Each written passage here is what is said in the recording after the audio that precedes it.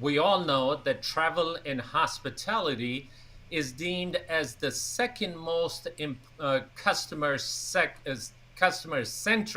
sector, second only to healthcare. Knowing customer expectation is critical to all businesses, and brand positioning impacts customer expectations, which in turn has an impact on customer satisfaction. Brand, as we know, is a network of associations between customers, employees, and other stakeholders, and the feelings and emotion it evokes when interacting with it. For most companies, brand is one of the most intellectual assets. Our panel today will help us understand the role of brand in customer experience and how has the pandemic changed customer expectations. Are hospitality brands really customer centric? We know we all talk about it, but is it really that we are indeed customer centric? What are the customer motivations beyond price and quality? How do we value those things? Will the customers abandon the brands that don't support their values, and how do we gain that loyalty? I'm Abid Butt. Great to be here with you. And as always, I'm here with our co-host, Sam Eric Rutman. Sam. Thank you, and also to everyone, warm welcome to our very interesting discussion today. For the live viewers who are joining us, please, I'm very happy to see you already here. Please write in the comments where you're viewing from, and also you're more than welcome to put in any questions or comments, and I'm sure the panelists will appreciate if you are asking them, and I'll be putting that question on the screen so that can be shared with everyone. So if it's all right, Abid, let's bring all the panelists to a discussion. Yes, please. So, Sam, we are very fortunate to have with us Andrea Stokes, who has been involved with customer experience and brand management issues in travel and hospitality sector for a while. She's responsible for ensuring JD Powers brings relevant and high quality intelligence to clients in this sector. She provides hospitality industry expertise and thought leadership, as well as expertise in customer experience management, while she leads the hospitality practice with JD Power. We also have Liliana Petrova, who is the founder and CEO of Petrova Experience.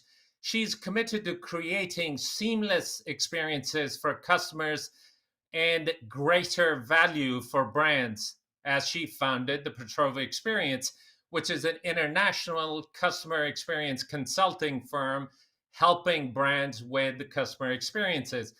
During her time with JetBlue, she pioneered a new customer centric culture that energized the organization. Future Travel Experiences and Popular Science awarded her for her John F. Kennedy Airport lobby redesign and facial recognition program. And we also have with us Piers Schmidt, who is a globally renowned luxury brand consultant and hospitality expert who is also known as one of the consultancy world's thinkers, as Management Today has identified him. His long list of travel and tourism industry clients include British Airways, Curzon International, One and Only, Armani Hotels and Resorts, Dorchester Collection, Lux Resorts and Hotels, Celebrity Cruises, to name just a few. Otherwise, the entire episode would have been on reading Piers' clients. So, Andrea, Piers, and Liliana, thank you so much. Welcome to Hospitality Talks. Thank you. It's great to be here. So, Andrea, if it's okay, we're going to start out our conversation with us. If you wouldn't mind leading us out, tell us a bit about the industry performance relative to customer experience, and what are the trends that you have been seeing? Thanks so much for having me. That's a great question. We can't talk about customer experience today without talking about the pandemic and how it has changed not only what customers expect, but just sort of the consumer mindset, I think, in general.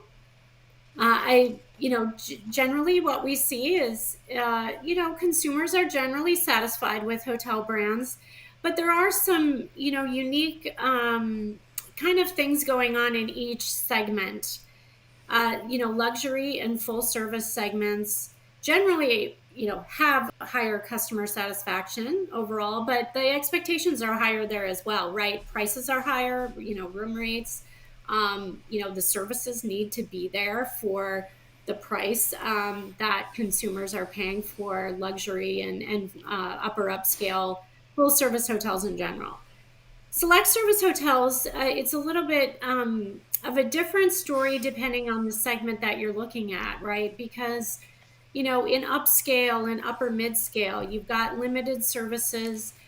So the traveler really is focusing on perhaps one or two things, right? When they look for a hotel brand, right? You mentioned price.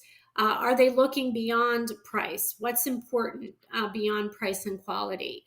And in the select service segments, it is a little bit different, right? There are fewer services, so consumers don't expect to get a luxury experience in a select service hotel property or brand, but they do expect a good night's sleep, for example, right?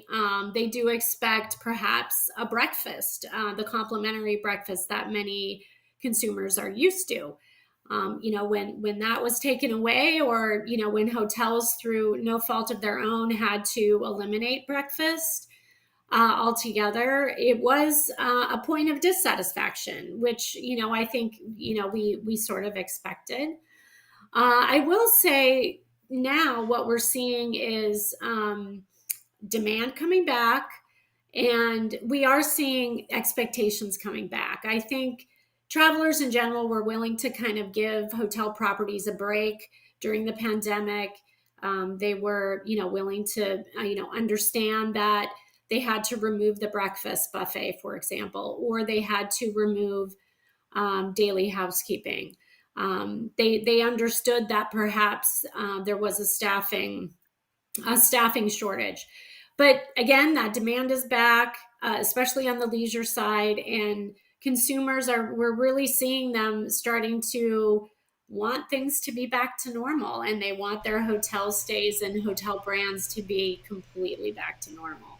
And, it's difficult right now for hotels to really do that 100%. So, Andrea, as you are evaluating different hospitality brands, is it really the consumer lens that is being placed on it? What attributes has been decided that are important for the consumers in these different classifications? How do you weigh these, assign weights to some of these attributes? Can you share some of that, please? Sure. I mean, at JD Power, we continued to be committed to measuring all aspects of the hotel stay, right? So we capture feedback on the guest room, arrival and departure services. We capture feedback on any food and beverage at the hotel. We capture feedback even on the hotel property itself, such as the common areas and the exterior grounds, right? So we're collecting all of this feedback right over time, and that each one of those aspects has a different weight in terms of how we actually provide hotel brands with their overall satisfaction performance. Generally, depending on the segment, each of the factors generally has a similar weight.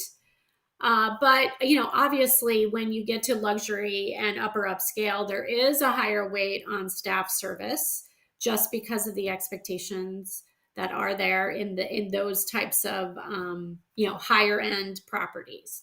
So that's a very good question regarding sort of how do we weight things, and of course when I say we at JD Power, we really are talking about the guest, because we don't determine how things are weighted. We use the data. We actually use the guest feedback to model our overall satisfaction performance for hotel brands. You know, it was very interesting when I read that travel and tourism and hospitality sector customers have deemed that this is meant to be the second most customer centric sector, second only to healthcare. And we hope that since in healthcare they're saving lives, that'll be the case. Thankfully, in our industry, we don't save lives, but we provide other wonderful experiences.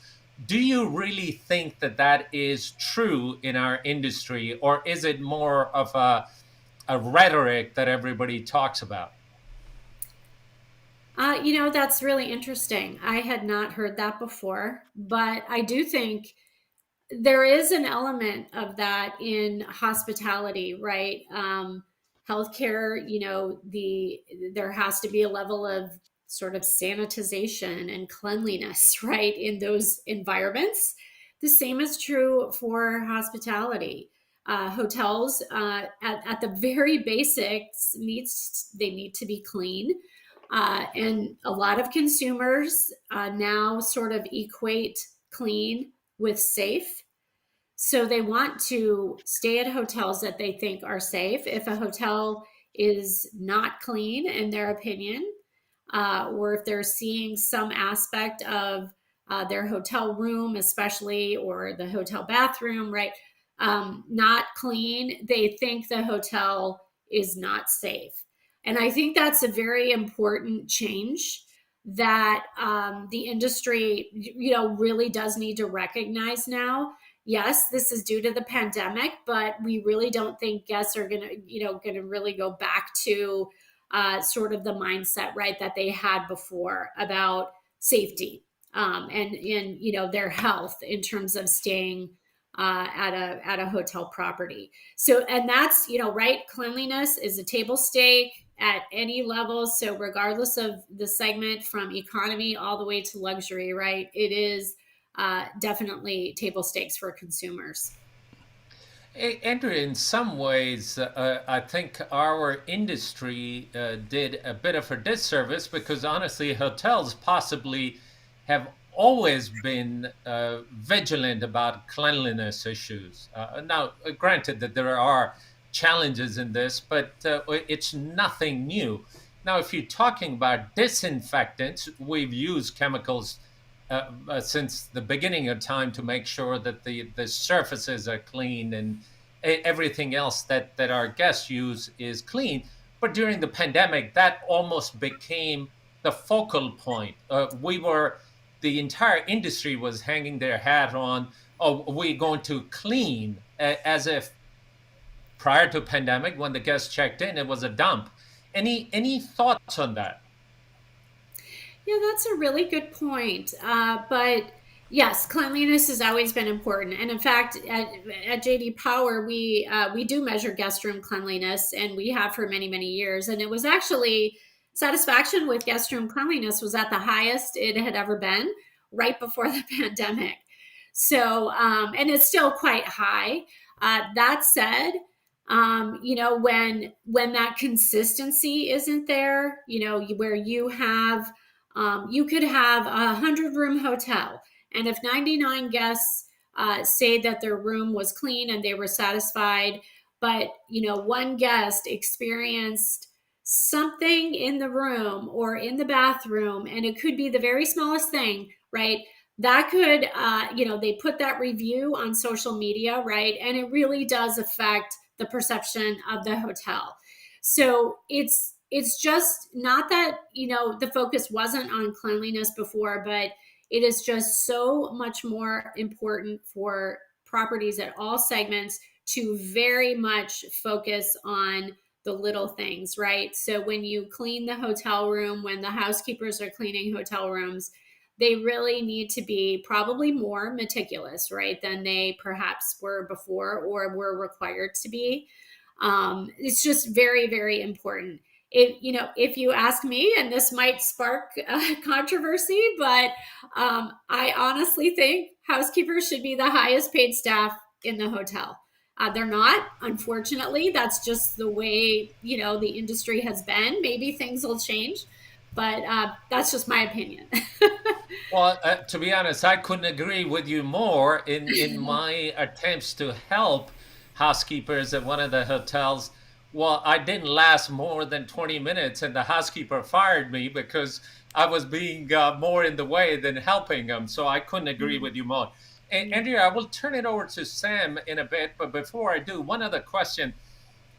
Have you seen dramatic changes, some brands that might have lost grounds or gained grounds from pre-pandemic to where we are today? As much as I would love to say post-pandemic, we're not quite there yet. Have you seen some brands that have shifted their positioning? Have you seen expectations? We talked about cleanliness, but anything else that is dramatically different in the world we are operating in today? Well, at JD Power, we do try to stay relevant, right? So we definitely have to include newer brands, right? That maybe it takes a few years for the brands to kind of build out enough properties to actually kind of show up in our study, our hotel guest satisfaction study. But we do track the new brands coming in, and we can see what those brands are doing versus some of the legacy brands, right? That maybe have, been around for 10, 20, 30 plus years. Obviously legacy brands are always looking at what the new brands are doing. They obviously know that they have to keep up.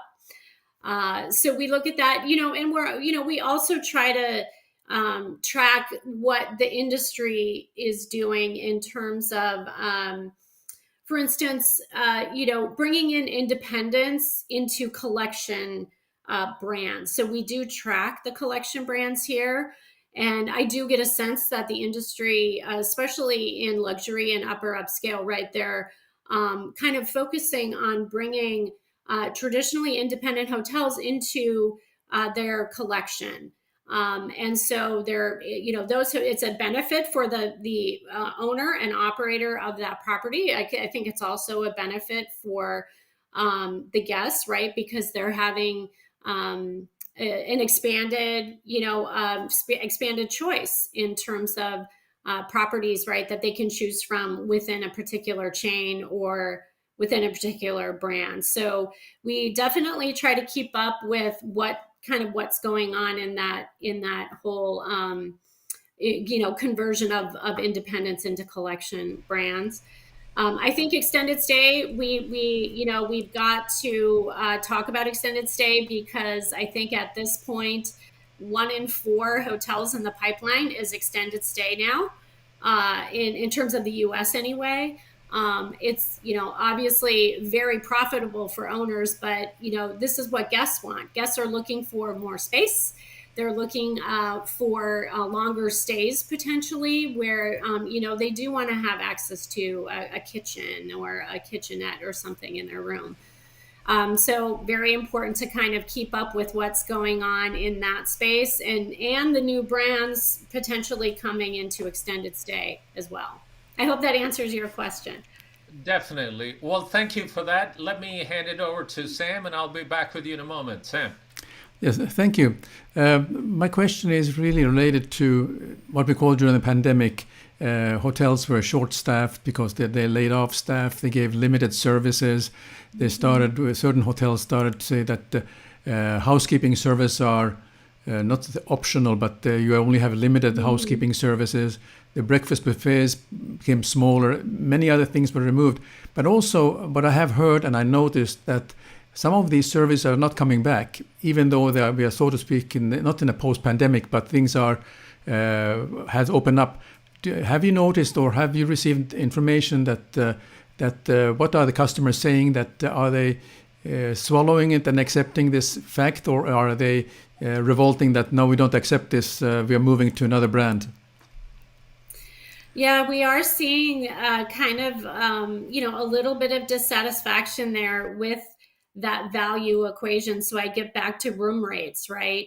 Um, you know, Room rates are rising, and the prices for everything I think are rising in the economy we're in now. But when roommates are going up and guests are arriving at the hotel and the services aren't there, that's that then they're not getting a good value for the money. And we do ask about value in our study, right? And as we see room rates rise, if hotels do not bring back those services, it's an issue, right? And you potentially risk sort of making guests dissatisfied. They're not going to return to your hotel or perhaps even the brand.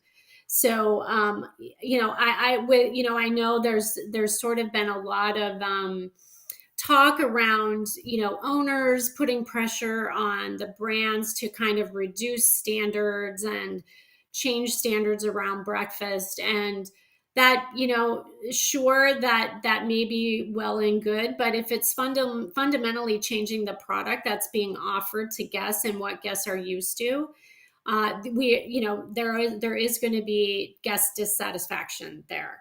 So I think it's just something that brands have to keep in mind.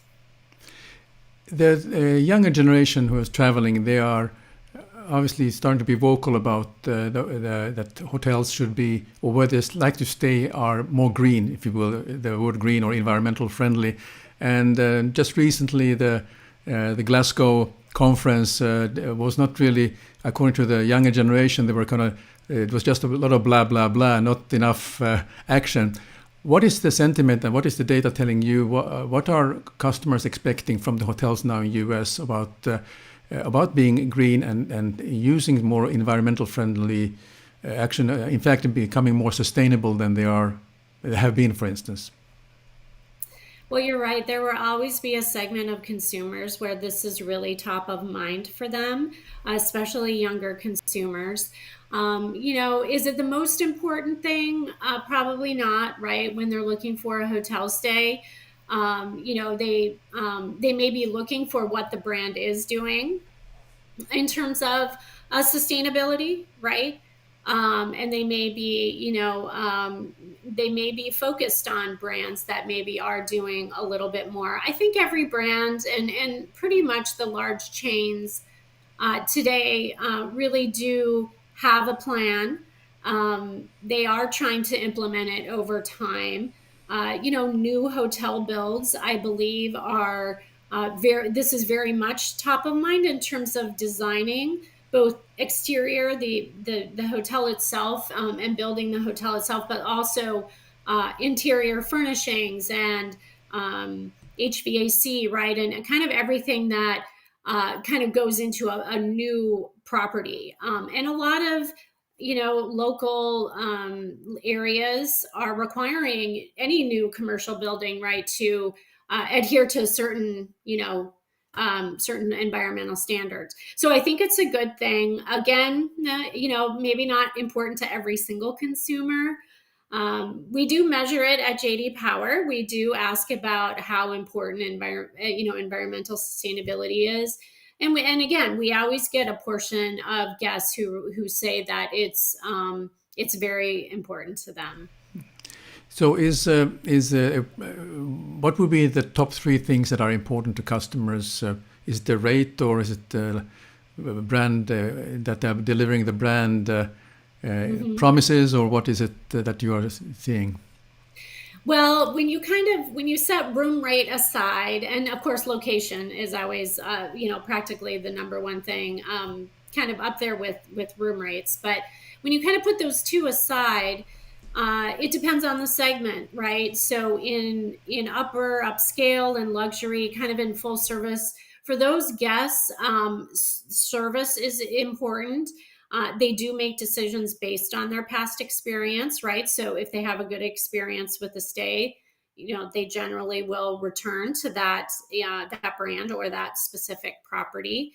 When we talk about select service, we do see, being part of the loyalty program as important, right? So is the property in the program that the guest may belong to?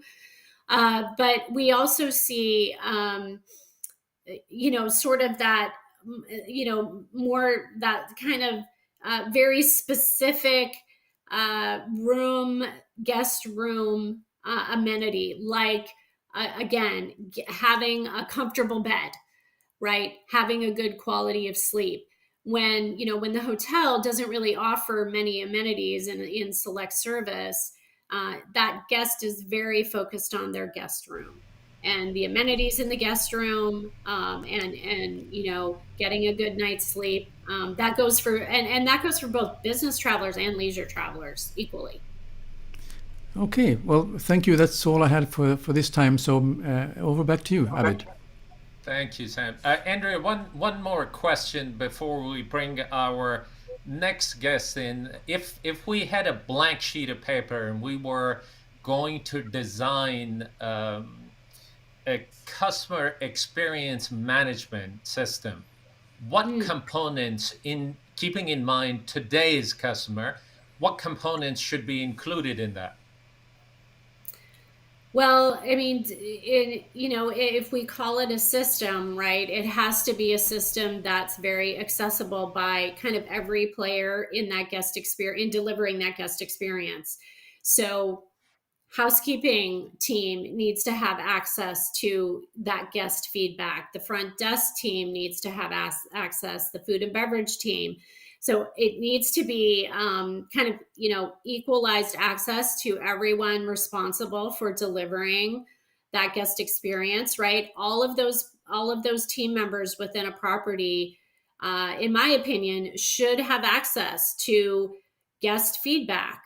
They need to see every day what guests are saying about their stays, and that's important, right, for improvement. And guests often don't have anything to improve, and in fact, they just want to say what a great experience they had. Perhaps they want to mention one or two staff members by name. And again, it just brings the importance back to make sure that everyone responsible for delivering for the guest has access to that information, right? It's kind of that democratizing of information, but at the hotel property. Feedback is not just supposed to be, for owners or operators to see. Everyone at the hotel should be able to see that guest feedback. So if you have a system in place to capture guest feedback, that's something just to, keep in mind. Well, thank you, Andrea, for that. Please stay with us. We'll have you back in a moment. At this particular point, I'd like to bring up Piers Schmidt. Piers, thanks for joining us today. It's great to be here, Abid. Thank you, and Sam Eric too. Piers, as a brand guru, help us understand in keeping the lens of today's customer. Help us define the brand as to what that constitutes. As you know, in lodging and hospitality, brands grew with boomers traveling where they wanted the same thing no matter where they went. Is that really the case today? No, as you know, Abid, it's changed completely. There was a time when I think there was a famous advertising campaign from the Hilton, which simply said, "Take me to the Hilton." It was the thing that you would say to the taxi driver when you arrived at an airport in a strange town. And that's what the brand function was in those days. It was a guarantee of safety, of assurance, and take me to the Hilton was a way of saying, take me to somewhere safe, where the bed will be clean, there won't be cockroaches underneath it, the water will be clean, and I'll get a good meal. So the brand was really, really around functionality. It was around those basic hygiene factors that Andrea was talking about. But of course, everything evolves, and now we can take those factors for granted. We start to be more demanding, and brands have learned to evolve, to respond to different segments, to different needs. It was really good hearing Andrea talking about the differences that the JD Power witness when they look at different segments. And I would go even further. I think it's about segments, it's about purpose of stay and travel. It's also about psychographics. It's so easy when we talk about brands, when we talk about consumers and markets and trends even, to generalize. And of course, there are some macro themes that you can identify, some currents, if you like, swirling around. But we also have to be sensitive to the fact that the consumer is an incredibly complex organism. There are so many of us, nearly 8 billion potential consumers on the planet today. And we all have actually quite distinctive behavioral characteristics and makeup. So this, I think, is why there's been a proliferation of brands in all sectors, but within hospitality particularly, within the last 20 years, as the big chains and independents and entrepreneurs start responding to those differential needs and realizing that you can build quite a significant business by going quite niche and not just offering a clean bed and decent drinking water, but something more specific than that. Well, look, the industry is talking about personalized experiences. And as you mentioned, the consumers are very unique, and quite candidly, today, they are very, very knowledgeable consumer. It's unlike what it might have been a decade ago. Consumers possibly know more about the destination and where they're going to be staying than anybody else. Is there a correlation between personalized experiences and brand, or is that a contradiction? Well, I think it comes back to how you define brand. If brand is a pre-constructed set of attributes and a unmovable set of experiences, then I think there is going to be a contradiction in terms. I think you're absolutely right. The hospitality brands that are going to succeed are those that can listen and can respond, that demonstrate agility.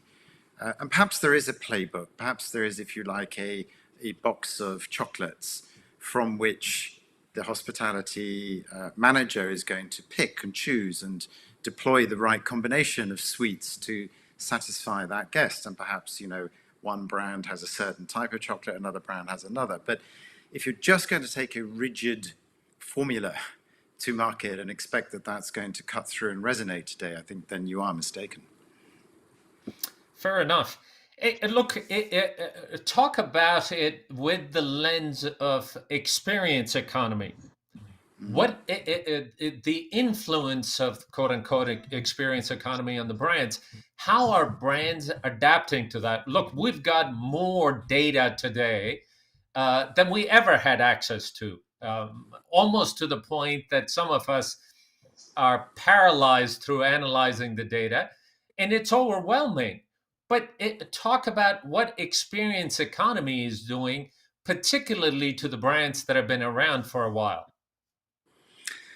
Look, the experience economy has been now around and known and written about for plus minus 20 years. And actually the hospitality industry was really very lucky because unlike consumer goods industries, it was always in the experience economy. I mean, yes, we talk about selling a room night. I wish we wouldn't, as if, the room was a product or the night that you spend in it was the product rather than the quality of the time that you spend within the property. But fundamentally, I think the hotel industry has always understood that it's selling time, and that is an experience, and that the more value you can add into that period of time, the greater the room rate and the premium that you can charge. But I think we're reaching a point where experiences themselves are becoming commoditized, and that's the key principle here. Joe Pine and James Gilmore, who wrote the Experience Economy book originally, chart, the progression of economics, if you will, from the extraction of commodities from the ground and how those commodities, well, they had no differentiation when they went to market. So they had to be customized. And that process of customizing a commodity transformed it into a product. So no longer was it just copper or tin or gold, it was a ring or it was a pot made of that material. And value was added to it by the customization process that differentiated it and enabled it to be sold for more than just the raw material value. However, those products very quickly became commoditized. In the hotel industry, we saw that. I think it was Bill Marriott, wasn't it, who famously said, you know, I don't know why we spend so much money on interior design when you turn the lights off, they all look pretty much the same, these hotel rooms. So the commodity that is, you know, a good, safe, clean room needed itself to be customized. And the next stage of the economic progression was services. And of course, that's where the great brands like Four Seasons and the Ritz-Carlton, I was coincidentally able to spend a week with Horst Schulze recently in Saudi. He's on a board with me. It's just so inspirational listening to the genesis of the whole Ritz-Carlton story. And he still obsesses at his age about service. And, you know, what a great exemplar to the industry he has been. But even that service in time became commoditized. And, you know, the industry started to customize service into experiences. But where I believe we've reached today, unfortunately, is that those experiences are also now becoming commoditized. It's actually, a colleague of mine was presenting at a conference yesterday in the Middle East on a panel that said, you know, are there in fact any new experiences left to create? And as a firm that very often gets engaged to help hospitality operators generate experiences for their chosen guest profile, I can tell you it's getting harder. Because as you look around the world, show me a hotel that isn't in the business of staging and choreographing wonderful experiences. So trying to find something new and different becomes ever more difficult. So I think a question we're all going to be grappling with as we emerge and come through the pandemic is, you know, what comes next? What is after experiences? Well, look, thank you for that. That makes a lot of sense. And you are right that we've been in this experience world for the longest time. But as we all know, hospitality is not necessarily known for innovation in this industry. Quite candidly, we come up with one thing and we want to sort of make a mold of it and replicate it and send it out all over the world. Whereas there are several other industries that we can name, whether it's automotive industry, even though that might not be a good example, but they have done possibly a better job. Financial industry has done an incredible job in innovating and getting their consumers to tie better into what they want. Do we really understand what our customers want, or is it just we make them up as we go along? Well, I think you're asking two questions there. The latter one is, do we understand what our customers want? And the first one is, you know, are we actually truly innovative as an industry? And, you know, you've got me onto a bit of a personal hobby horse here, because I believe we're not. You know, show me really the last great innovation in city hotels, in resort hotels. They're largely copy-paste, and the packaging layer, if you like, has some measure of differentiation. You put a cool name on it, you maybe come up with some nifty marketing, but in essence, if you strip away all that packaging or the superficial layer, fundamentally the model, the system of operations, the style of service, the manning, everything that actually formulates the building blocks and the structure of hospitality is fundamentally the same. And I think that is now beginning to disappoint the consumer, if I can sort of slightly segue to your second question, because you're so right. In almost every other industry that same consumer is consuming, they are being presented with product updates on my phone. I wake up every morning, I've got 20 apps that need to be updated. On my iPad, the same. On my Mac, you know, perhaps slightly fewer. But we live in this continuum of update. Updates are available. We see it. You've talked about automotive. 10 years ago, it would take 5 years for a new model of Audi to come out. Now they've got a new one every year. They facelift it, they change this, they tune that. So we're constantly surrounded by an environment that is changing. And yet when we consume hospitality, very little has changed. Now, you and I have talked about this previously. You know, what is driving this? What is the source of the conservatism, if you like? And, you know, perhaps we can lay the blame at the door of investors. You know, maybe investors in real estate are you know, deploying huge sums of capital. Understandably, that leads to a certain risk aversion. and therefore there isn't an inclination, if you like, to back innovation. What they want to do is back dead certs. They want stable leases, they want operator guarantees, and within that kind of environment, where is the room for true innovation? So, if we look at the big groups, and I'm generalizing, I know that, you don't really see great sources and seed beds of innovation. I think you've got to look almost now outside the traditional hospitality industry, outside the big real estate conglomerations, to see risk takers, to see true entrepreneurs who are actually saying, look, why does it have to be this way? Why has it always been this way? I often talk to our clients about the thoughtless patterns that the hoteliers seem to fall into. And I think it's partly because you guys come up through the ranks, which is wonderful. I love that. I love the fact, well, you admitted you weren't a great housekeeper, but so many of people like yourself who've led brands or people who've become GMs have come up through food and beverage. They've come up through rooms division. And in a way, that long journey towards the GM-ship or to the regional vice president or even to the CEO's job puts so much emphasis on the experience that you've had that by the time you reach a position of authority where you could be leading innovation, you're almost too invested in the legacy, the way things have always been done. So whilst, of course, that's important and that accumulation of experience and expertise is really valuable, I think the industry needs to bring more people who are inexperienced in to partner with that to really create a kind of catalyst of change. Piers, you have just shattered me because we have taken great pride in saying this is how things have been. You telling me that's not the right thing to say. Well, let me turn it over to Sam, and I'll be back with you in a moment. Sam. Well, Piers, I really liked what you said earlier, and I mentioned in our earlier discussion was that how I have changed the industry from being in working hospitality. Now I work for an architectural firm, and I'm humble. I'm starting with a beginner's frame of mind that I have to relearn a lot of things, and I think that's where you mentioned that this will be a good thing that somebody who is not in the hospitality industry enters from a different industry, and I think they can bring that new way of thinking. And then I'm going through that by myself, so I can really relate to that. As I was earlier, that we grew up through the ranks, and you reached become the general manager, and then it was laissez-faire. It was like you just continue as it has always been. I should have a question, right? But I want to say that I counted how many hotel brands are, if you take the 5 usual suspects, they have, I think, about 137 brands or more than that. Is it time for those brands start to re-look at things from a very new way that the consumer doesn't know really? Consumers are not brand loyal anymore. They have kind of lost that. They don't know what the brand actually stands for, if it should stand for memories and the stories and what it should stand for. Is it time to re-look? I mean, I'm just saying that let's rattle the birdcage a little bit on this. What do you think? Mm-hmm.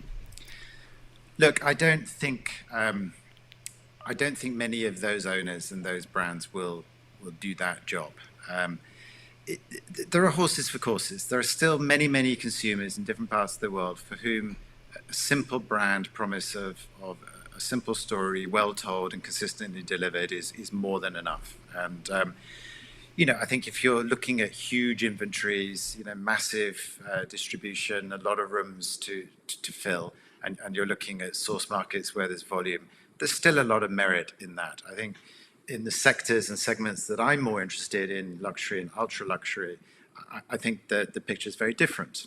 I think you're going to see increased brand resistance, or you're going to see luxury brands becoming less sort of formulaic, less monolithic in their approach to market, that they'll be more like an umbrella, a sort of guarantee of origin and assurance of quality, but within that, very much more discreet and personalized and bespoke experiences, depending on where they are and who they're serving. So I think, there's a lot of brands. People have commented on, are there too many? Is there going to be a consolidation?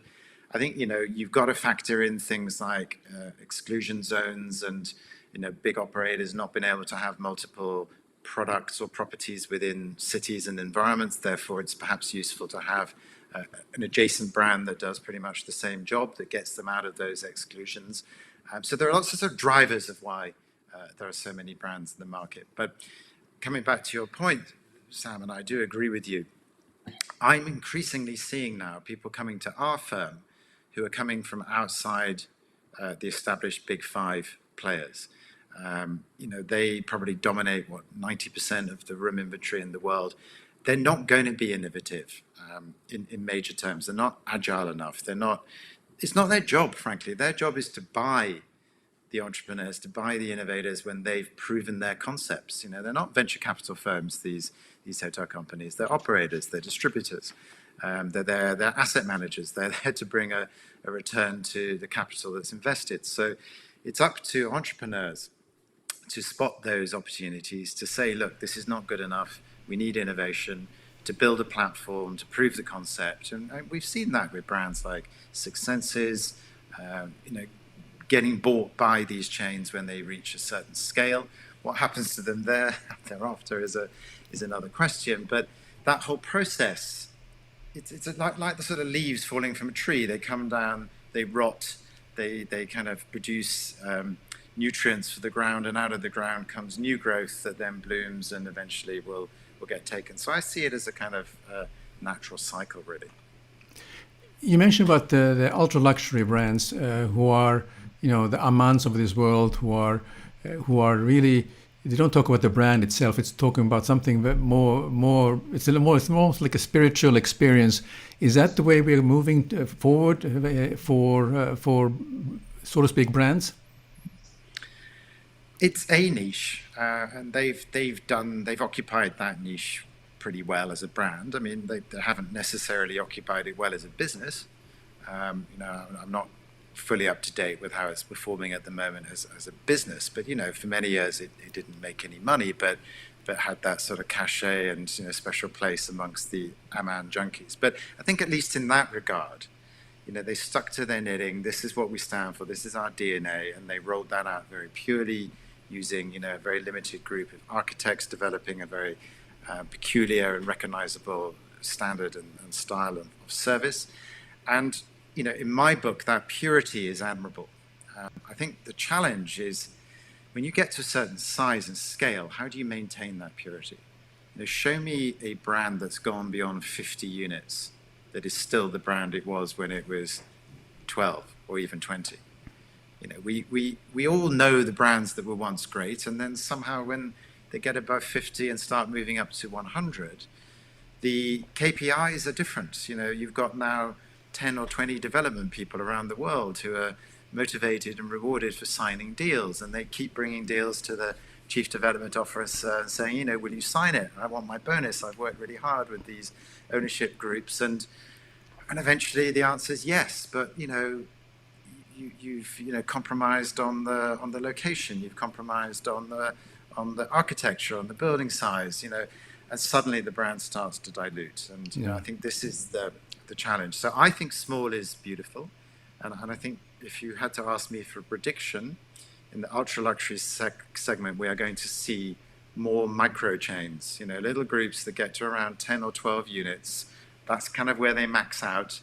They'll never get that brand penetration. They'll never get that global scale and presence, but maybe what they lack in size, they'll make up for in kind of beauty.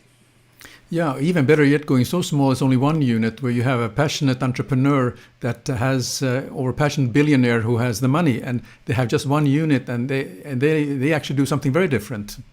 Well, and this comes back to where Andrea left off, and I totally agree with her on the rise of these soft brands or collections. I think there's never been a better time actually to be an independent hotel, because you can now plug into the distribution system of an Accor or an IHG or whomever. You can operate it yourself, or you can take their management services, and your brand is your property and your identity and everything that you. In fact, I was on a panel yesterday with Philippe Boyen from Forbes Travel Guide, and obviously as the former CEO of small luxury hotels, we were talking about the challenge that these consortia like Leading and Preferred and Relais and small luxury are facing in the face of the big chains coming in with this collection proposition. So yeah, I think whether it's a micro chain or even an independent property, independence is the way forward. Very good. Well, thank you, Piers. And Abid, over to you. Thanks, Sam. Piers, I'm going to go back to the automotive industry. To be honest, if I look at the US automotive industry, we've been clobbered multiple different times. And I'll use Tesla as the newcomer that has valuations of Tesla are bigger than all the rest, big three combined. And the biggest difference, as I've been told over and over, even by my own son, he says, hey, look, the difference is Tesla stays connected with you. They're doing upgrades of the software. They hose it down to your car automatically. They know what you want. They're collecting data as to how you drive, what is important to you. And in the legacy automotive manufacturers haven't been able to do that. They're trying to catch up. They're trying to retool the factories. Bring that to hospitality. I honestly can say that though we have these loyalty programs, we meant to know the consumers. I'm not really sure whether we do. If I have to pitch up at a hotel and tell my life story all over again, rather than being a pleasant experience, it becomes agitating. Any thoughts on that? Why is it that hospitality is so far behind?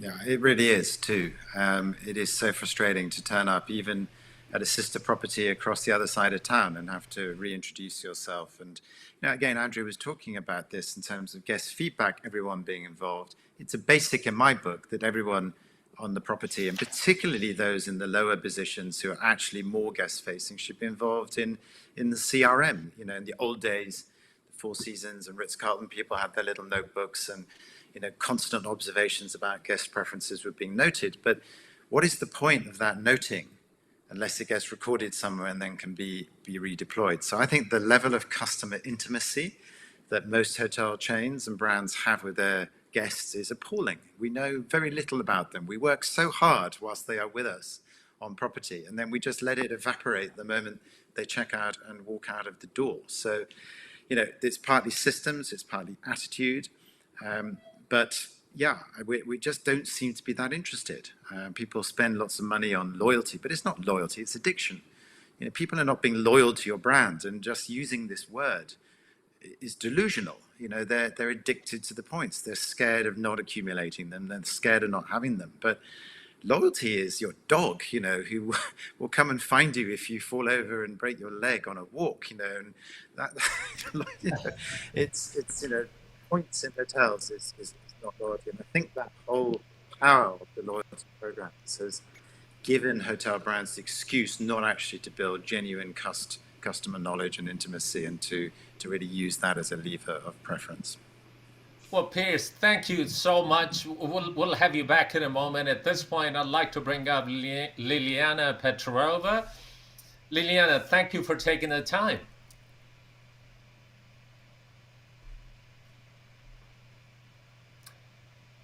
Liliana, I think you muted. I said thank you for having me, and Piers, I love the connection between loyalty and addiction. I'm definitely gonna steal that one. It's awesome. Well, Liliana, help us understand, what is a customer experience professional? What does this person do? What value does this person bring to the organization? Yeah, that's a great question. Well, I'm going to pick it up where Piers left off. We are the people that create that intimacy with the customer. And we are the people that keep pushing the management teams to connect the feedback systems with the frontline employees, which the people that Andrea mentioned, we call frontline. So essentially, anybody and everybody who touches the customer is essentially the person that has the most control and impact on the customer experience. And unfortunately, these are the people that have the least amount of awareness of their performance or what the customer expects. So we are the people that make these connections through systems, processes, and procedures, and a lot of lobbying for financing. Because back to Pierce's comment, it is attitude that we need to change, but with attitude changes comes financing. Because these things cost money as well. So we're the people that build that business case and execute that business case for higher retention and even operational efficiencies that come with pre-designed, preconceived experiences that are repeatable as companies and brands grow. So, Liliana, talk about challenges in the life cycle of an organization. When you're a startup, obviously you're far more nimble. You can do practically anything you want. You might be hyper focused on the end goal as to why you started that organization. Then you go into the growth mode and eventually to mature organizations. By the time you get to the mature organization, you have forgotten why you began. So how do you maintain that customer experience? Yeah, the connective tissue is culture, and it is the hardest thing to maintain, somewhat easy to build. So we work with brands to, depending on where they are on their growth curve, to create that internal culture. One of our clients connected that, said that we bring the soul of the brand inside the organization. So I would call that culture truly. And earlier in the organizational growth, we work with brands to take their brand and think about what does that mean about the internal processes and procedures, the compensation systems internally, how they pay people, how they hire people, what questions they ask. The Ritz-Carlton model also talks a lot about that. And then as companies grow, what happens is you have this initial group of people, like you said, that were very passionate about the mission and the purpose of the organization. But as the companies grow, there are more people that are not touched by the founders. So then we talk about how do you create this additional touch points that are below the founders or the CEO, and how do you maintain that? Which again comes back to culture, because if you infuse in all of your HR processes and procedures these requirements of how things are delivered from a brand perspective, and you demand that and you evaluate that internally. I'm not talking even about customer experience yet. This is all capital management, of human capital management internally. Then as you grow, people come in and are committed to the mission, even though the volume, either of customers you serve or the volume of the people and employees you have internally grows. The consistency of that experience and that expectation, behavioral expectation, remains intact. And then when we go Except, to the, excuse I beg me. your pardon. Go ahead. Sorry. And I said, and the last piece is when brands are really big. That's where we talk more about, um, you know, the growth often, unfortunately, is through mergers and acquisitions, and you have different brands that come in with their individual cultures, their individual policies, procedures, and systems that were built based on something that back in the day made sense, but now they have to be one whole. And then the conversations are around almost like resetting the culture by connecting all of the executives together again. It's almost like a new rebirth of a brand, which never usually takes place because people were so focused on the sales and the front end of the business that they don't take the time out to think about internally what they're doing. A couple of things, if I may, Liliana. The challenge with internal growth and seeking that consistency is then we've always done things this way becomes endemic to the organization.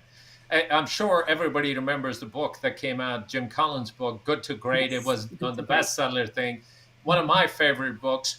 But when you read it, just about every organization that was successful, and the reason that they became successful also was the reason for their demise because they didn't want to let go of it. This is Yes. what has brought us here. We don't want to change because this is the secret sauce. We can't give Mhm. this up. Any thoughts on that? Yeah.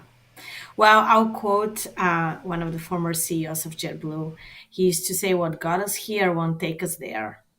And that was one of the things that he used to say to open every executive meeting for a couple of years when we were growing faster and we needed to reassess how we do things. I think innovation and curiosity is a key attribute to a culture today. And when we work with clients, we always are on the lookout that they put one of those two words in their value system, because I know if they have it, then we can build on this and keep saying, hey, every couple of years, you should look into this again, or maybe not 2 years, but every 5 years, it would be really important for you to reassess if this is still making sense. And I think another thing to think about is that this also is connected with the business strategy of an organization. And I truly, unfortunately, believe that we don't have enough of those thinkers at the top across industries.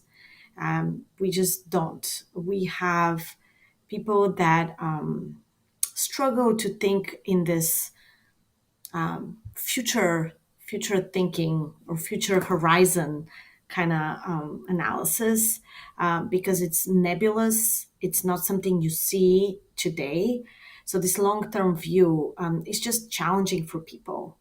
And I think that's the key to successful pivots that are necessary, especially in today's speed of everything that we live with. Lilian, I'll turn it over to Sam, but before I do, talk a bit about the constraints. God only knows we all talk big about the importance of customer experience and managing that journey for that unique experience. But honestly, at the same time, when the challenges come in front of us, uh, financial results would win hands down every single time. And I'm not saying that's wrong, because without the financial results, the organizations will not be around for much longer. How do we balance that? How do we address it? Or is it this is the way we've always done things? Yeah, it's a great question. I can tell you, I use a lot of passion to win executives' hearts and get them to open their wallets. It is a very emotional and time-consuming journey to get something properly funded. So having a passionate front of a person that really believes in the results and the purpose of this really helps. But I think, and this is something that customer experience professionals share as a sentiment, I believe that we're also our worst enemies.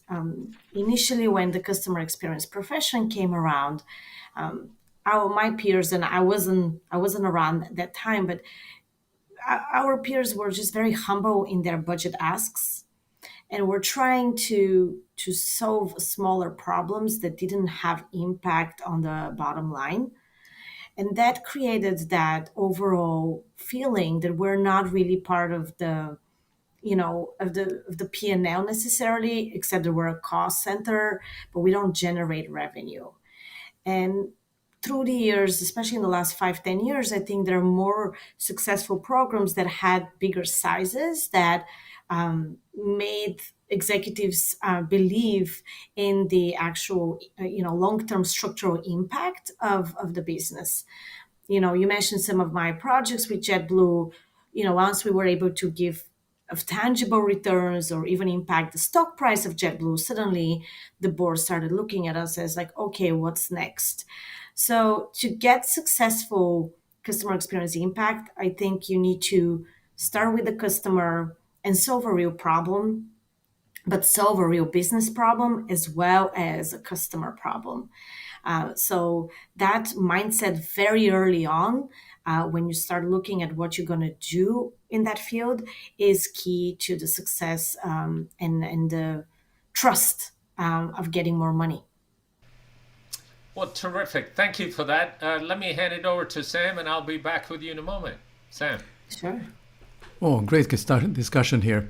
I caught on this point that you mentioned about customer experience. Is that the same as customer service, or is that something totally different when you're comparing things that looking at from maybe the company point of view, that they are very satisfied when they gave their customers service, and now that exactly is that the experience that you should be giving, or is it something else? It is something else, and it is a big pet peeve of mine, actually. I don't know if you did some research to find that out, but I'm pretty passionate about this difference. So customer service is a part of customer experience, but customer experience is a much broader and more expensive value proposition. Customer service, for lack of a better word, covers the human interactions on the journey of the customer. The customer experience piece is how you enable those people to deliver the service. And it also covers the digital journeys in the technology that supports digital experiences in conjunction with the physical ones. Another portion of customer experience is the physical design of a space. There's a lot to be said about a space and how you experience it without having even the people inside, just walking into a physical space. So customer experience is a more broader notion that includes customer service and includes customer experience, the user experience design, and all these other terminologies. But if I am to create a hierarchy of the language, the customer experience is the one that encompasses all. Very good. Now you mentioned about the technology. How does the chatbots, who are the automatic bots who are providing customer service and or social media, what role do they play, and are they overrated? Yeah, that's another pet peeve of mine. Well, I can tell you that they got better. I have a blog post from a few years ago that I just really hate them. I hated them because they were stupid, but I think they got smarter in the last couple of years.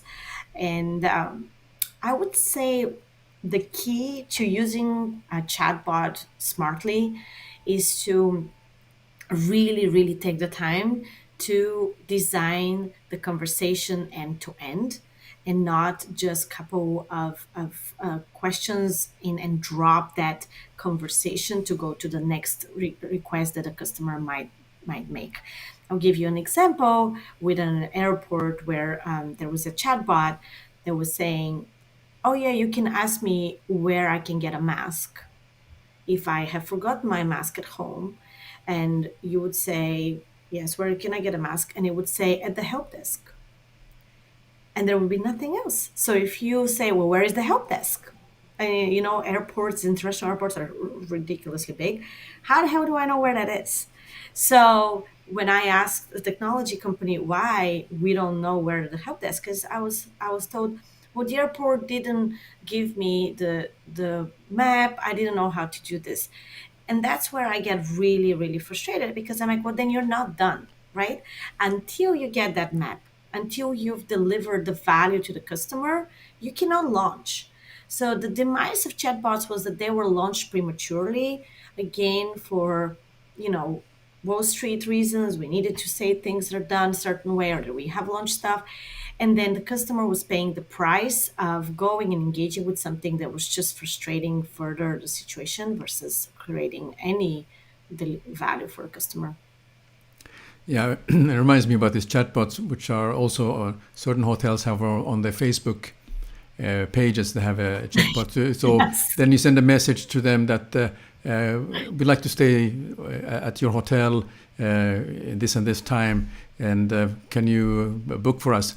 Thank you very much. Your question is very important to us, and every customer's question is important to us, and we'll reply to you in 3 days, because that was a time when the staff was over a weekend, so they could not respond to this. Wow. So I know how it is, but anyway, I think this is a very good topic for a discussion. But Abid, do you have any other thing you want to ask before we bring all the panelists together? Look, Sam, let's bring the panelists back, but I'm going to ask one more question of Liliana, if it's okay. Liliana, has the customer journey and experience really changed, or are we just repackaging it to make ourselves feel better?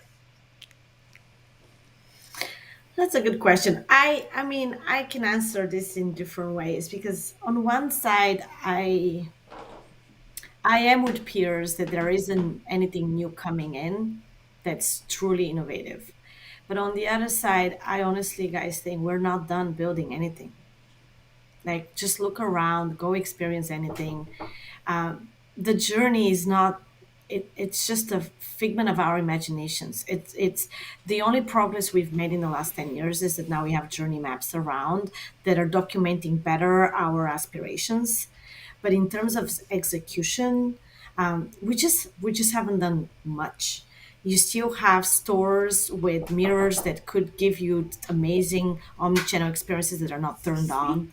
You still have situations where I go and there is a chatbot that doesn't do anything. We still have user experience designs in websites that are just horrendous. And not to mention the fact that the feedback, even with our clients, we have this intake survey, and Andrea was talking about insights, and I'm just passionate about this because this is the first step, right? We still have almost 70% of our survey respondents say nobody sees it. So now, like, the big move from 10 years ago is that we have all these software providers that are giving us all these amazing dashboards that are just locked in one team, not deployed with any programming after. So I think the customer expectations haven't changed, and I think the customer delivery people just still don't exist. We have customer designers, we don't have customer delivery people that have the visions to create the CX programs to actually create massive impact and turn small, big, and medium sized ships around. It's not just about size, honestly. Everybody across the module is the spectrum is not doing enough, in my view. Even startups are just, we still see articles about companies like Away. I'm sorry, I'm going to say it, but people are harassing their own employees in today's age, and we see it on the news. That's just not acceptable. And I think we have a lot of work, both from customer experience design and delivery perspective, but also from culture. We just need to be more decent to each other. Well, thank you. Thank you for that. Andrea, if I may ask you, from a customer expectation point of view, connected journey is desired, personalization is desired. We talked about that. Innovation, we've talked about, and trust is important within the brand. Tell us, what do you think the current state of affairs is in hospitality brands? How well do we measure on those attributes? I mean, generally, hospitality brands are trusted, maybe some more than others, but when guests join loyalty programs, they're trusting that chain to they're trusting them to keep their data right, and the consumer is willing to give them perhaps more information about themselves and their preferences, and there is that level of trust that kind of has to be there. And I think that kind of builds on the idea of how we could be better at personalization, because when you do have, and this is kind of the way I think the way forward for loyalty programs. I believe we were talking about brand loyalty earlier, and I think this is the way forward, where we all thought that guests can provide their some of their information, and we can provide them with a personalized experience. I think the industry could do much better than that. I will say there have been a few brands that I've seen that built on that trust and collected a little bit more information from the guest, whether it was just as part of a reservation or as part of kind of joining the loyalty program for that brand.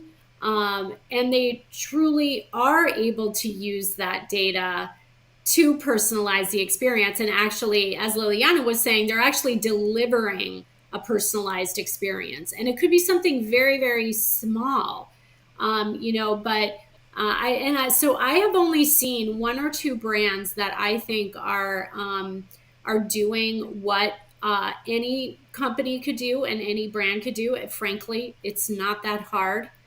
Guests are willing to give you their preferences, perhaps some. I think Piers was talking about psychographic information. Psychographics, they're willing to kind of let you get into their head a little bit, and then wanting you as a company, as a brand, to use that information to provide a better experience and a more personalized experience. So we've got a ways to go there, in my opinion.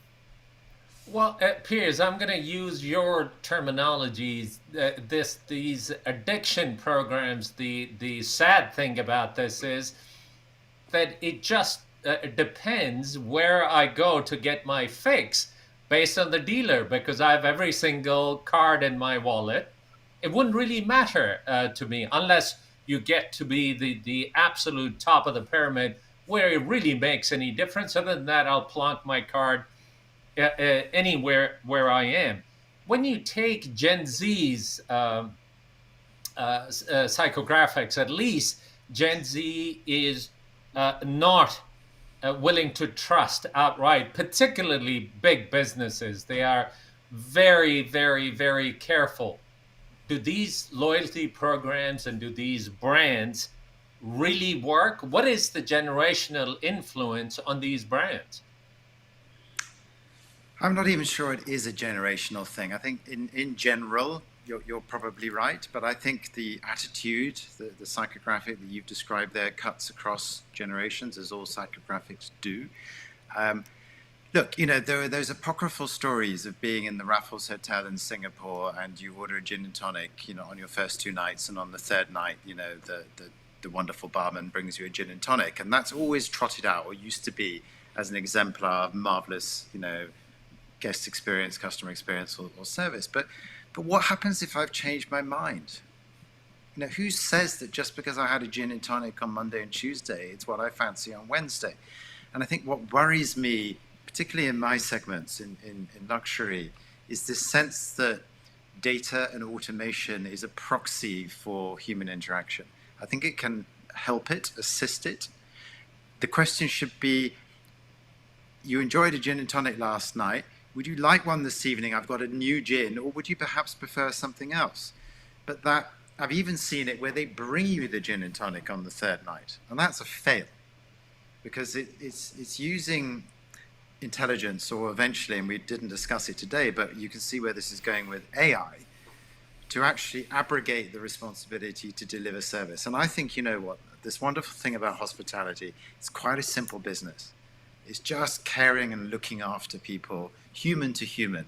And I think if we bring in big data and we abrogate our responsibility to care to data that's held or that has been given voluntarily by consumers, then we've made a big mistake. And I think that, for me, is where I feel touched in a hotel, is where a real human has taken the trouble to listen, to watch, to observe, and to create a little bit of...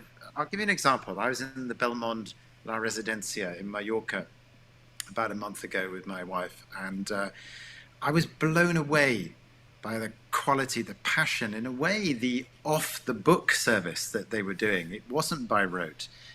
I'm sure there were standards. I know there are standards. We've worked with Belmont, but it didn't feel like there were standards. It felt spontaneous. It felt like the people could be individual.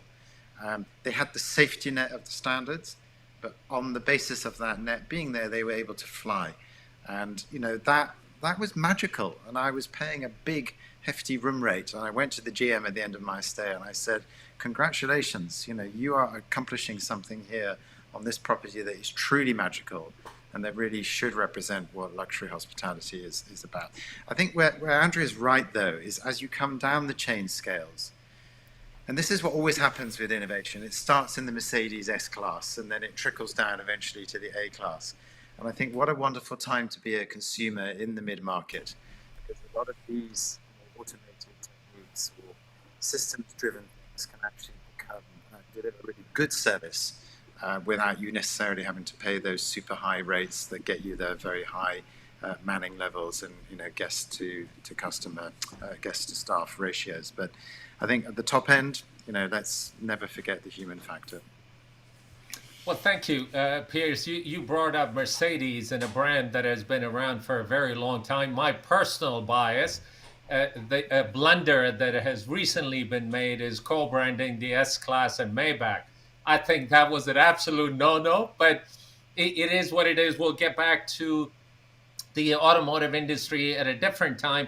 There was a comment made on the chat that, look, we cannot be using COVID to take out the services and that let the guest experience go down. Well, look, I can tell you just about every organization in the world, not just hospitality, every organization in the world has used COVID. You called somebody and the wait time is 200 hours and they'll say because of COVID, we are delayed. There is some legitimacy to that, but the opposite of it is that we might have taken out too many of the resources because we were in survival mode. And now we are addicted to the results that it has shown. Will it ever come back? Liliana, your thoughts? That's a great question, actually. I don't know. It depends if the customer demands it. I think customer behavior and purchasing behavior is going to signal what is acceptable, what is not. And that's how we saw it in the airline business, right? People keep rewarding cheap tickets, and companies like JetBlue that were bringing so much care and other programs that were showing that we really want to deliver experience were not rewarded financially enough by the customers. So we were under pressure of Wall Street that, ultimately, I think changed the JetBlue model as well. We just gave up after so many years. And I see this happening now with the hospitality industry. If people keep buying and coming back to customer experiences that were bad, then there will be no financial incentive for the hospitality industry to shorten the margin gap. So it really depends on the customer. I'm actually looking forward to see what's going to happen. And I'm really excited to see, hopefully, some dynamic of real demands. But I'm honestly a little skeptical that that's going to happen. Although Fair I want enough. it to happen, I don't think it's going to. I think the margins will drive everything. Unfortunately, that wins hands down. A quick story on airlines. I was at Heathrow Airport after a long business trip. I won't name the airline, but get to the counter and I was told, oh, we're terribly sorry, your flight has been canceled. And here I was ready to go through the roof because I'd been on the road for a long time. And the lady went ahead to say, we terribly, terribly sorry, but we have gotten you a seat on Virgin. So inside me, I was like, yes, finally I win. I will have a better experience. Well, whilst I was very thankful that they had gone through and they were recognizing that it would be an inconvenience and they had found me another seat and another carrier, but I was still wondering, well, geez, couldn't you have told me in the morning? It's nearly 4 p.m. I'm schlepping my bag through. You could have told me that there is a problem. I don't think that would have ever come to mind. The other favorite thing that I have about customer experience, when you call an organization and they'll tell you this call is being recorded for quality assurance. Honestly, I have mentioned this to people. Hey, have you ever listened to any of these calls? Or is it just for regulatory reasons that you're recording these Oh no, calls? we listen. We listened. We listened. I, Many I, people listen. I can promise you that much. That is for quality, and we do listen to these calls. And another thing for airlines is also when customers make claims, we can go back and see what happened really. Well, I'll take your word for it, even though it doesn't appear to be. But I'll definitely take your word for it. Sam, any other thoughts or any other question? I just have maybe a couple of last things for everybody. I know we've run over, but we're going to be closing it in a couple of seconds. Any thoughts from you? Well, I'll have a comment in those 2 seconds, but I liked what Piers said about rather have a personalization, it's personal. And I think that's really what high quality is all about. I mean, personalization is very much talked about when you personalize some services, but it's really that personal that always wins. And those hotels who really get it, they will win. Terrific. A question for all three of you from your perspective, new disruptors that are coming down that put really the customer experience on the top. Liliana, from your thoughts. I mean, I'm going to be like a broken record, but honestly, Amazon really, to me, changed the world. And I still don't know how they did it. It mesmerizes me, but it cut across industries, across categories. And it's just, even when I speak with retail customers now, they can't get away. Like every retailer, even startup companies have to consider this, because Amazon was able to create a new customer expectation, which I don't think happens that often in our lifetime. Incredible story, and we'll have to dig deep into that. Piers, your thoughts on new disruptors?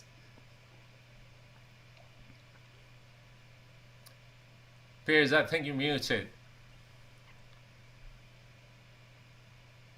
I think it's how you define yourself as an organization. And I loved and totally agree with what Liliana was saying earlier about culture and the amount of passion and energy that we as consultants have to put into client organizations to foment that culture. But if you take a company like Zappos, they nominally sold shoes just in the same way that Amazon nominally sold books to start with. But actually, I think Tony Hsieh saw themselves as a customer service company that just happened to have landed in the shoe business to start with, but would be able to translate that. So I think it's about having that moment when you start a company as a disruptor to say, what business are we in? Are we in the business of serving customers and our medium happens to be this product or this sector? Or are we actually in the business of making a margin from selling a financial service or a hotel room or a shoe? And I think if you can set that sort of North Star correctly at the get-go, and then create the leadership and the culture and the different icons of that culture within the organization, you've got a better chance. But it's interesting, and all the things that are coming to us at the moment, I very rarely hear that guiding star being the kind of the driver. It's too little there, and I do agree with Liliana on that. Thank you. And Andrea, your thoughts on new disruptors? You get the last word. Well, I won't name any specific company or brand, but I think based on the pandemic and sort of everything that's happened and everything that's going on in the labor markets now, I do kind of feel like we're entering an era of worker first and employees first. And I think the companies that can get this right, while Amazon is great for consumers, can we say it's great for its employees? That's debatable, right? So I think the companies that can get it right, both with the customer and the employee, but often it starts with the employees. And we talked about culture. It starts with, it's not only culture, but it starts with the respect that you as a company show employees. There's different ways of going about that depending on kind of the industry that you're in. But definitely from the data that we saw, that we are seeing through the pandemic, we do ask guests if they're aware what the hotel companies did in a response to the pandemic. And employees or helping employees or supporting employees is sort of one of the elements, right, that we ask about. And guests who are aware that the company did help its employees or supported its employees in some way during this time, definitely are the brands that have a better impression, right, among the consumer. So I just think that this is kind of we're kind of getting into maybe a new era here. Well, thank you. Thank you for that. As a matter of fact, not too long ago, we had a session that focused on the social responsibility attributes that the industry needs to be more cognizant of.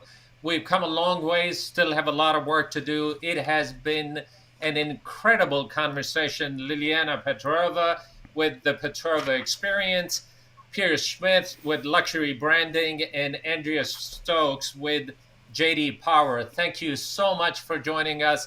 A great conversation. We'll have to have you back again, hopefully with more time.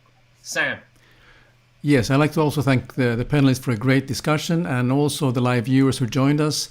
If you enjoy these discussions, feel free to press that subscribe button and press that reminder bell, and you'll be informed when we are next time. But also, if you prefer to listen to our episodes as a podcast, we have a channel. So just Google for Hospitality Talks, and you'll find us there. And I'm very much looking forward to welcome you back with Abid for our next episode. So thank you very much again, and we'll see you soon. Thanks, everybody.